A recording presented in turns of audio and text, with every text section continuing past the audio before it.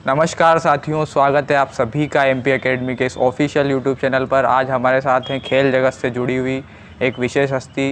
वर्तमान में देश में खेलों के बारे में ज़्यादा ही चर्चा हो रही है। जिस प्रकार से ओलंपिक में हमारे देश ने नाम रोशन किया है, और इसी संदर्भ में हम आज एक स्पोर्टमैन से मिलने वाले हैं।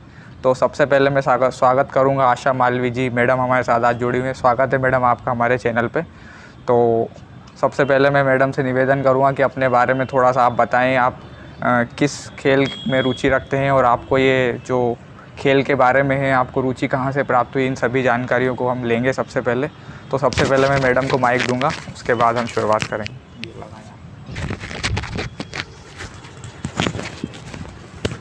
तो मैडम सबसे पहले आप ये बताएं कि आप कहाँ से हैं और आपका थोड़ा सा इंट्रोडक्शन दें ब्रीफ में। बहुत बहुत धन्यवाद सर। पहले मैं सबको थैंक यू बोलना चाहूँगी, जो भी यहाँ ये वीडियो देखे या जो भी मेरे साथ जुड़े हैं। मेरा नाम आशा मालवी है। मैं मध्य प्रदेश के राजगढ़ ज़िले के एक छोटे से गांव नाटाराम से हूँ, और मेरी फैमिली में सिर्फ मेरी मम्मी है और मेरी एक बहन है। मैंने अपनी पढ़ाई सरस्वती शिशु मंदिर से की है, और पढ़ाई के साथ ही मैंने स्पोर्ट्स में भी नेशनल तक खेला है। मैंने 3 बार नेशनल खेला है। मैं एक ऐसी जगह से हूँ जहाँ ना स्पोर्ट्स का कोई स्कोप है, ना माउंटेनिंग का कोई स्कोप है। और मैंने बचपन से ही मैं खेल में काफ़ी ज़्यादा रुचि रखती थी। मेरा पढ़ाई में तो इतना मन नहीं लगता था, तो मेरे को स्पोर्ट खेलने का बहुत शौक़ था। तो मैं अपने घर से 5 से 6 किलोमीटर डेली रोज़ पैदल जाती थी स्कूल, क्योंकि मेरे घर की कंडीशन इतनी अच्छी नहीं थी कि मुझे साइकिल दिला पाए या छोड़ पाए, और फैमिली में कोई था नहीं, सबसे बड़ी मैं ही थी, तो सारी रिस्पॉन्सिबिलिटी मेरी थी। फिर इन्हीं सबको देख के मेरा किसी ने सपोर्ट किया है। आज मैं उनका नाम भी लेना चाहूँगी। उनका नाम है पंडित ओम प्रकाश शर्मा जी, जो आज आगर मालवा में एसपी के रीडर है। उन्होंने मेरा काफ़ी सपोर्ट किया है, और हर चीज़ में सपोर्ट किया। आज माउंटेनिंग में भी मैं जो भी हूँ ना, वो उन्हीं की बदौलत हूँ। तो मैडम, आपने ग्रामीण परिप्रेक्ष्य में रहते हुए इतनी संघर्षपूर्ण जीवन के बावजूद आपने बहुत अच्छा खेलों में आपने रुचि दिखाई है। बहुत ही स्नेह और विचार का विषय है। तो मैडम सबसे पहले आप ये बताएं कि माउंटेनिंग जो पर्वतारोहण है, हमारे क्षेत्र में तो पर्वत उपस्थित नहीं है, फिर भी आपने इस क्षेत्र में जाने को क्यों चुना, और किन किन समस्याओं का सामना करना पड़ता है पर्वतारोहण के दौरान, इन बातों को भी आप थोड़ा सा बताएं। जी सर, मैंने सबसे पहले तो पर्वतारोहण में आज 2 पिक सबमिट कर चुकी हूँ मैं। सबसे फर्स्ट पिक मैंने सबमिट किया था तेंजिंग खान पिक, जिसका हाइट था 19,545 फीट, और वो सिक्किम में उपस्थित है। सिक्किम में ऐसी जगह उपस्थित है कि एक तरफ भूटान है, और एक तरफ नेपाल है, और एक तरफ बांग्लादेश है। तो जब मैं स्टार्टिंग में मैंने इसके बारे में पढ़ा, पहले समझा, उसके बारे में पढ़ा, तो उसके बारे में इंफॉर्मेशन निकाली, क्योंकि मैं जिस जगह से बिलोंग करती हूँ, यहाँ पर्वतारोहण में तो कोई जानता भी नहीं होगा मेरे हिसाब से। तो पर्वतारोहण क्या होता है इसके बारे में जी, पूरा डिस्ट्रिक्ट नहीं जानता होगा सर। तो जब मैं स्टार्टिंग में इसके बारे में सोचती थी, मैं क्या ऐसा करूँ कि जो मेरा डिस्ट्रिक्ट नहीं जानता है कि एक्चुअली ये पर्वतारोहण होता क्या है। तो मेरे को इसकी जानकारी निकालने में भी बहुत सारी प्रॉब्लम्स हुई। मैंने बहुत सारे लोगों से पूछा, बट इसके बारे में कोई जानकारी नहीं थी, तो कोई मुझे बता नहीं पाया। फिर मैंने इसके बारे में नेट से पढ़ा, फिर उसमें मैं गई। तो जब स्टार्टिंग फर्स्ट डे मेरा जो था ट्रेनिंग का, तो मैं जब गई तो मेरे को लगा कि मैं कुछ नहीं कर पाऊँगी, मैं बिल्कुल थक गई थी। लेकिन जब मैंने मेरे घर के बारे में, मेरे डिस्ट्रिक्ट के बारे में जब सोचा कि मैं एक छोटी सी जगह से अगर यहाँ तक पहुँच सकती हूँ, तो मैं इसमें बहुत अच्छा कर भी सकती हूँ, और मैं करके दिखाऊँगी। तो 2-4 दिन मेरे को बहुत प्रॉब्लम होती थी, मैं रोने लग जाती थी, इतनी प्रॉब्लम होती थी।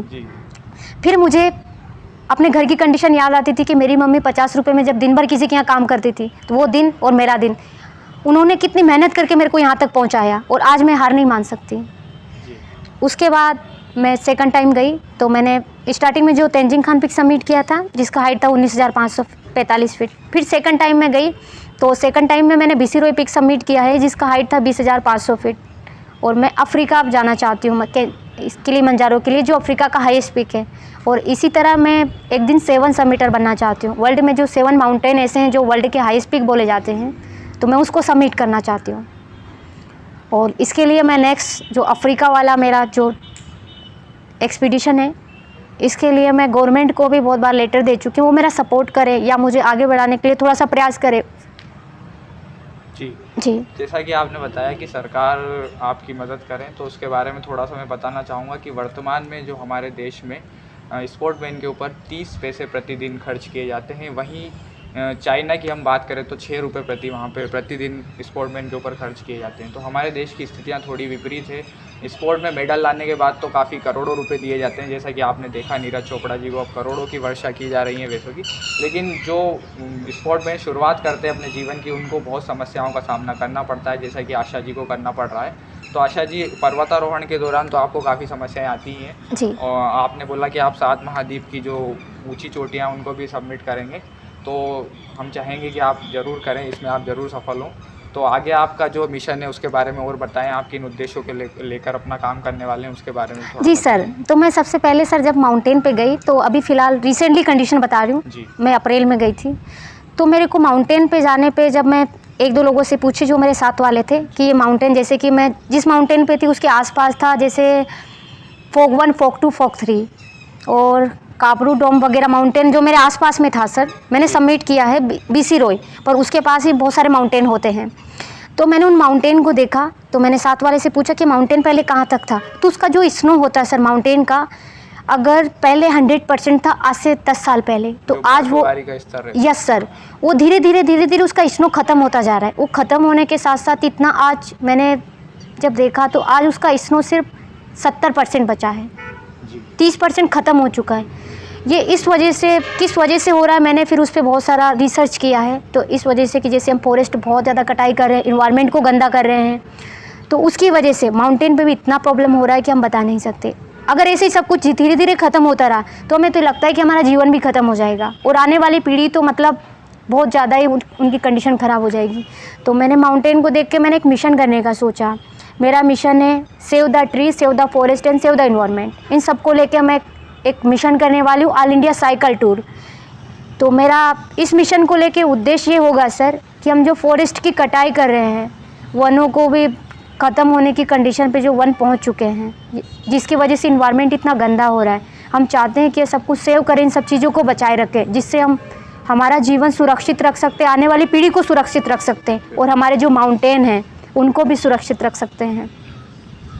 तो आप साइकिल रैली करने ही? यस सर, मैं साइकिल रैली करने वाली हूँ। तो और मैं साइकिल रैली के बारे में थोड़ा सा बताएं, किस प्रकार से आप उसका आयोजन करेंगे? जी जी। किन किन राज्यों में आप विश्वव्यापी या फिर देशव्यापी साइकिल रैली को ले जाएंगे, थोड़ा सा बताएं। सर मेरा साइकिल रैली का मिशन होगा ऑल इंडिया, जो कैपिटल टू कैपिटल मेरे को जाना है। तो 28 कैपिटल जो हमारे हैं, तो मुझे ऑल कैपिटल में जाना है और सबको एक संदेश देना है कि जो हम पेड़ को इतना काट रहे हैं, पेड़ हम लगा नहीं रहे हैं सर। जितना हम लगाते हैं, अगर 10 पेड़ लगाते हैं तो हम उधर 20 पेड़ काट भी देते हैं। तो हम ज़्यादा से ज़्यादा पेड़ पौधे लगाएं, जिससे हमारा जीवन आने वाला कल जो है वो सुरक्षित रहे। जैसे कि सर हम जानते हैं कि पहले के ज़माने के जो पुराने ओल्ड जो पर्सन हैं वो 100 साल जीते थे। 100 साल में भी उनको ये नहीं लगता था कि हम ये नहीं कर पाए या वो नहीं कर पाए या हमारे पास कोई बीमारी है, जैसे हमारे शरीर में कोई बीमारी हो रही है। और आज हम 20 साल में इतनी सारी प्रॉब्लम्स हो जाती है, इतनी सारी बीमारियां हो जाती है। ये हो क्यों रही है सर? क्योंकि इन्वायरमेंट इतना ख़राब है, इसमें इतने सारे कीटाणु हैं, जैसे ग्लोबल वार्मिंग हो रहा है और ओजोन परत का जो लेयर है सर वो ऑटोमेटिक ख़त्म हो रही है, तो उसकी वजह से भी बहुत सारी प्रॉब्लम्स हो रही है। ये प्रॉब्लम की जिम्मेदार हम खुद हैं सर, और ये प्रॉब्लम हम खुद क्रिएट कर रहे हैं। अगर आज हम जैसे कि जहाँ 10 पेड़ लगा रहे हैं, वहाँ अगर हम 1000 पेड़ लगाएं, 1000 पेड़ 1 साल या 2 साल बाद देखिए हमें कितनी ऑक्सीजन देंगे। तो ऐसे हम ऑल इंडिया में ये टूर करेंगे, इस मिशन को करेंगे, जिससे हम एक संदेश दे सके हम जितना गंदा इन्वायरमेंट को कर रहे हैं ना, उतना गंदा हमें नहीं करना चाहिए। और अगर ऐसे ही चलता रहा तो आने वाली पीढ़ी सर ज़्यादा से ज़्यादा 20 साल, 30 साल, 40 साल से ज़्यादा जीवित भी नहीं रहेगी, मुझे जहाँ तक लगता है। क्योंकि अभी इन्वायरमेंट इतना गंदा हो गया ना कि जब हम पहले 100 साल जीते थे तो आज 60 साल में मतलब लगता है कि हम ख़त्म हो जाएंगे। जो 100 साल के पर्सन आज करते हैं ना सर, वो आज हम 30 साल में लगता है कि उनकी ये 100 साल होने के बाद भी वो कभी ये नहीं सोचते हैं कि हम इस कार्य को नहीं कर सकते, और आज हम 30 साल में ये सोचने लग जाते हैं कि मुझसे नहीं होगा। जी, तो काफ़ी अच्छा, आपको इन्वायरमेंट को लेकर जो आपका जो ये मिशन है वो सफल हो और देश में ही नहीं ऐसा मिशन विश्व में जारी हो। तो आपने जो बताया save the tree, save the forest and save the environment, ये बहुत अच्छा विषय आपने चुना है। तो मैं आपको बताना चाहूँगा कि हमारे देश में लगभग 29% क्षेत्र में ही जंगल या फॉरेस्ट बचा है, और यूएनओ का माना जाए, यूएनओ की रिपोर्ट देखी जाए तो 33% क्षेत्र में वन होना चाहिए। उससे हमारे जो ऑक्सीजन लेवल है हवा में वो भरपूर रहता है और ऑक्सीजन की कमी तो आपने कोरोना काल में देखी ही होगी, जी काफ़ी सर। सामना करना पड़ा हमें समस्याओं का। तो इन सभी समस्याओं का सामना हमें आगे नहीं करना पड़े, इन्हीं सभी चुनौतियों को हमको झेलना ना पड़े, इन्हीं मुद्दों को लेकर मैडम एक मिशन चालू करने वाले हैं। तो मैडम बहुत बहुत शुभकामनाएं आपको इस मिशन के लिए। और आप थोड़ा सा और बताएं मिशन में किस तरीके से आपके साथ जुड़ सकते हैं। और जी सर, मिशन में सर जैसे कि मेरा तो मिशन है, मैंने तो ठान लिया है कि मेरे को ये करना है। पर जो लोग करना चाहते हैं कि जैसे अपनी स्टेट में मेरे को तो 28 कैपिटल टू कैपिटल जाना है, जिस भी कैपिटल में जो भी करना चाहते हो मेरे से जुड़ सकता है सर, ऐसी कोई प्रॉब्लम नहीं है। लेंथ क्या रहेगी थोड़ी सी? उसकी लेंथ सर क्या मतलब पर डे का मेरा इंस्टा वगैरह हो गया, फेसबुक वगैरह, वो मैं डेली लाइव आती रहूँगी और मैं इन्फॉर्मेशन देती रहूँगी कि मैं आज यहाँ हूँ और कल यहाँ से स्टार्ट करने वाली हूँ, कल यहाँ से निकलने वाली हूँ मैं। तो जो मेरे से जुड़ना चाहिए वो जुड़ सकता है। और पर डे का तो मेरा सब में रहेगा ही इन्फॉर्मेशन कि मैं कहाँ से कहाँ पहुँच चुकी हूँ। जिसको जो भी अपने स्टेट में जो करना चाहता है इस मिशन को आगे बढ़ाने में, मैं तो चाहती हूँ कि सभी लोग जुड़े मेरे से और इस मिशन को पूरा करने में और मिशन को आगे बढ़ाने में सर, और इन्वायरमेंट को, फॉरेस्ट को, ट्री को बचाने में मेरा सपोर्ट करे। जैसे मैं एक लोग कर रही हूँ, अगर यही काम अगर हम लाखों लोग मिलके करेंगे ना, तो आने वाले कल की तो बहुत दूर की बात है सर। अभी 2 साल में हम इतना बदलाव देख सकते हैं कि जिससे हम जीवन क्या, ऑक्सीजन हुआ और बीमारियाँ हुआ, बहुत कुछ ख़त्म कर सकते हैं। आप सरकार से क्या निवेदन करना सर, चाहेंगे? सरकार से मैं ये निवेदन करती हूँ कि इस मिशन को आगे बढ़ाने में मेरा सपोर्ट करें। सपोर्ट जैसे कि सर इसमें बहुत सारी चीज़ों की ज़रूरत पड़ती है, कोई भी छोटा काम करते हैं या बड़ा काम करते हैं, इक्विपमेंट्स की ज़रूरत तो सभी में पड़ती है जी। तो गवर्नमेंट भी इस मिशन को आगे बढ़ाने में सर मेरा थोड़ा सा सहयोग करे, जिससे मैं मिशन को कामयाब बना पाऊँ या लोगों को प्रेरित कर पाऊँ फॉरेस्ट को लेके, इन्वायरमेंट को लेके। अगर मैं एक इस मिशन को करती हूँ तो जैसे मैं 10 लोग को बता पाई और वो 10 लोग 100 लोगों को बता पाए, 100 लोग 1000 लोगों को बता पाए, तो इससे सर मिशन तो मेरा वैसे ही कामयाब हो जाएगा। तो साथियों, एक छोटे से ग्रामीण परिप्रेक्ष्य से निकलकर आशा मालवीय जी आज देश को और विश्व को पर्यावरण चुनौतियों से बचाने के लिए एक प्रयास कर रहे हैं। तो वैदिक काल से ही देखा गया है कि नारियों को हमेशा दबाया गया है। वर्तमान में भी कई स्थानों पर ऐसी घटनाओं का हम देखते हैं कि नारियों को दबाया जाता है। उसी परिप्रेक्ष्य में मैं मैडम से पूछना चाहूँगा कि आप नारी सशक्तिकरण के लिए कुछ आप संदेश देना चाहेंगे, तो आप एक नारी सशक्तिकरण के लिए आपका क्या मोटो रहेगा उसके बारे में आप थोड़ा सा बताएं। और जैसे सर होता है ना कि बेटी बचाओ बेटी पढ़ाओ, ये एक बोलना बहुत छोटा सा वर्ड है और बहुत आसान वर्ड है, लेकिन जब जी लेकिन जब इस चुनौती का जिसको सामना करना पड़ता है ना सर, उससे पूछिए कि क्या क्या कंडीशन उसके सामने होती है और कितना कुछ उसको सेक्रीफाइस करना पड़ता है हर चीज़ को लेके। तो मैं कहूँगी कि हम किसी से कमज़ोर नहीं है सर, ना बेटी किसी से कमज़ोर है ना बेटे, सभी को 50-50% आरक्षण तो जैसे सरकार ने दे रखा है कि जितना बेटी कर सकती है उतना बेटे भी कर सकते हैं। लेकिन मैं ये कहूँगी कि एक इंसान वो कर सकता है जो कोई नहीं कर सकता, या पूरी दुनिया नहीं कर सकती जो एक इंसान कर सकता है। सिर्फ करना क्या है सर, जो खुद के जो हौसले होते हैं ना सर, वो इतना बुलंद कर लीजिए कि कोई उसे कमज़ोर ही ना कर पाए। तो संघर्ष जीवन का एक मूल मंत्र है। संघर्ष के बिना हम जीवन में आगे नहीं बढ़ सकते हैं। इन्हीं चुनौतियों के साथ हमें जीवन जीना पड़ता है, जैसे कि मैम ने भी जिया। और मैम, अंत में आप 3 मूल मंत्र सफलता के क्या देना चाहेंगे, ताकि आपके क्षेत्र में या जीवन में भी सफल हो सके व्यक्ति, उसके बारे में आप 3 मूल मंत्र बता के जाएँ हमारे दर्शकों को कि आखिर जीवन में सफल कैसे हो सकते हैं, इस बारे में थोड़ा बताएं। जी सर, सबसे पहले तो मेरा सर बहुत सारे लोगों को तो सपोर्ट करने वाले भी होते हैं, मेरा तो कोई सपोर्ट करने वाला भी नहीं था कि मुझे बोल सके कि जब मैं स्टार्टिंग में सब कुछ के लिए कोशिश कर रही थी तब कोई ये नहीं बोल पा रहा था या बता नहीं पा रहा था कि आपको करना क्या है। तो पहले तो मैंने खुद डिसाइड किया कि मुझे करना क्या है। उसके साथ ही सर हमारे हौसले पहले तो इतने बुलंद कर लेना चाहिए कि वो कभी डगमगाए नहीं, या कभी हम हौसला ना हारे कि हम ये नहीं कर सकते। और दूसरी चीज़ सर, कोई सपोर्ट करे ना करे, आप खुद का सपोर्ट कीजिए। आप खुद के लिए इतने बड़े मोटिवेटर होके हम कभी कभी लगता है ना सर कि हम कुछ नहीं कर सकते। आप सबसे बड़े खुद के मोटिवेटर खुद है, आपको किसी को मोटिवेट करने की ज़रूरत नहीं है, सिर्फ सोचना और समझना आपको पड़ेगा कि आपको करना क्या है। और जब आपने ये सोच लिया ना कि आपको क्या करना है, तो आपको कोई नहीं हरा सकता, ना उस मुकाम पर पहुँचने से कोई रोक सकता है। जिसके सपने बुलंद हो ना सर, या जिसके हौसलों में उड़ान होती है ना, उसके सपने पक्का पूरे होते हैं। बिल्कुल।